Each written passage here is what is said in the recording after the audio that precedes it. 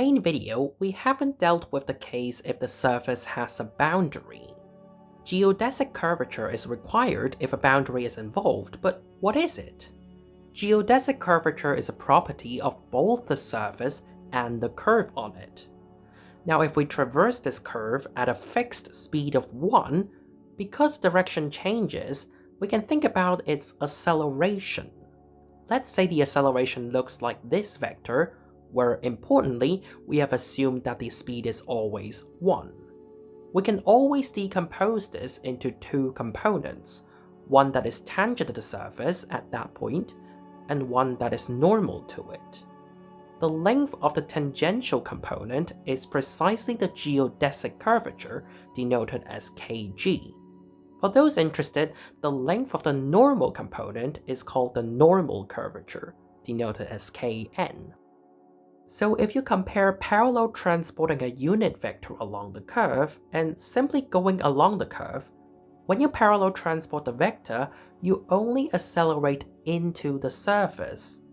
But when you go along the curve, you also tangentially accelerate.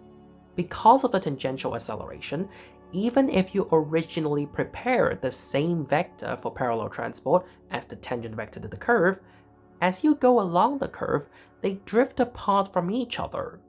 But the rate at which they drift apart is given by kg, that tangential acceleration.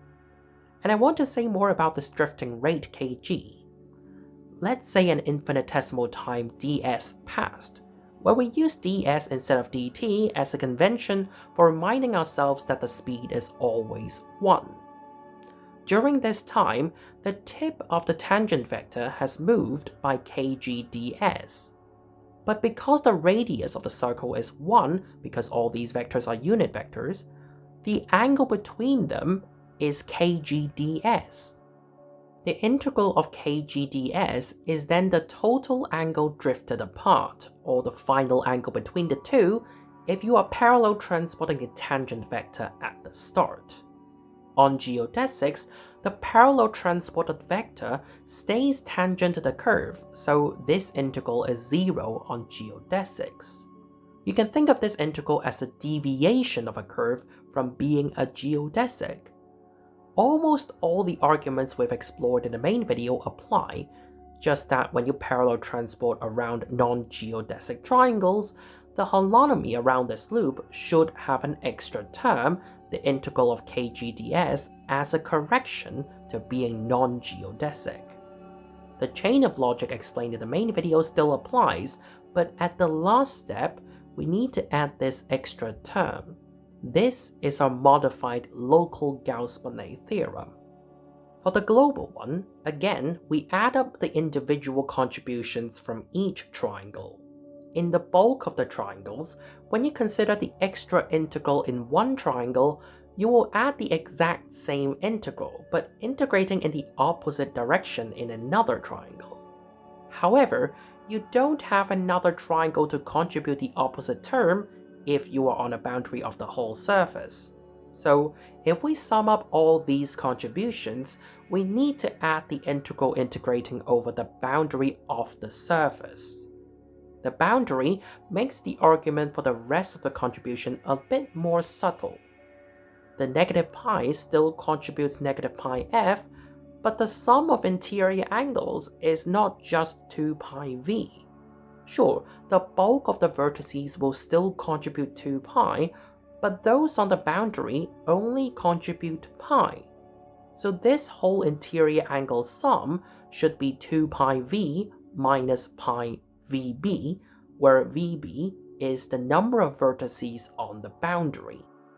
However, at the same time, this 3f equals 2e relation is also not quite right.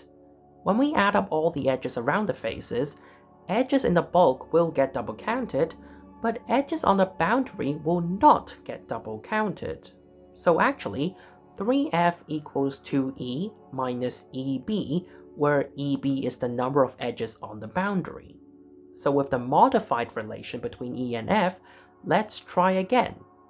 As in the main video, we rewrite negative pi f as negative 3 pi f plus 2 pi f.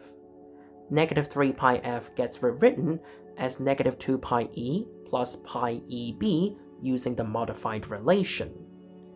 Adding up also the contribution from the interior angles, the grand total is 2 pi times the Euler characteristic plus a weird contribution from the boundary minus the integral. However, this term is actually 0 because the boundary forms a cycle and the cycle has the same number of vertices and edges, so the grand total is only modified by that integral of geodesic curvature. Hopefully, this explains where the extra geodesic curvature term comes from.